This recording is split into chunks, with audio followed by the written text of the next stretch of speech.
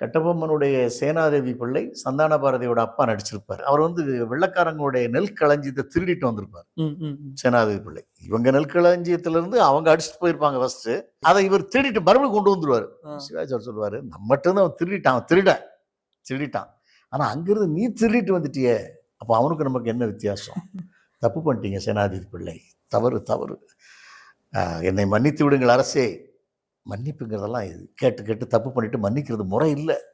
செஞ்ச தவறை நினைக்கும் போது என் எல்லாம் கூசுகிறது, எனக்கே கூச்சமாக இருக்கிறது, தப்பாக இருக்கிறது, அருவருப்பாக இருக்குது.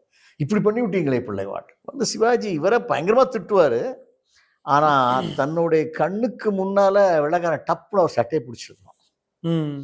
நீங்கள் தானே எங்கள் நெற்களஞ்சியத்தில் இருந்து நான் நேற்று நெற்களை எல்லாம் திருடி கொண்டு போனது, உங்களை கைது செய்கிறோம், வாருங்கள். இழுத்தா சிவாஜி அப்படி தட்டி விடுவார். என்னன்னா, கட்டபொம்மன் அரசவையிலே, கட்டபொம்மன் கண்ணெதிரே, கட்டபொம்மனின் சேனாதிபதி பிள்ளையை கை வைக்கிற துணிச்சல் உனக்கு யாரடா தந்தது? அங்கேருந்து ஆரம்பிப்பார். அதுக்கு என்னன்னா, நான் என் வேலைக்காரன், என் ஆள், அவனை நான் அடிப்பேன், திட்டுவேன், ஆனால் அவனை வந்து நான் வேற ஒருத்தனுக்கு நான் விட்டு கொடுக்க மாட்டேன் அப்படிங்கிறது. அதுலேருந்து தான் கட்டபொம்மனுக்கு வாரே ஸ்டார்ட் ஆகும். சரி வேற சும்மா விடக்கூடாது, வாருங்கள் எங்களுக்கு பேசுறதுக்கு அப்படி இப்படின்னு அவனுக்கு பிரச்சனை பண்ணி இந்த வார் ஸ்டார்ட் ஆகுது. இந்த சீன் முக்கியமான சீன். இதை நீங்கள் விஷுவலாக ஒரு செகண்ட் ஒரு 5-2 minutes போட்டு பண்ணிங்கன்னு வைங்களேன், இப்படியெல்லாம் நடிக்க முடியுமா அப்படிங்கிற ஒரு மிரட்சி ஏற்படும்.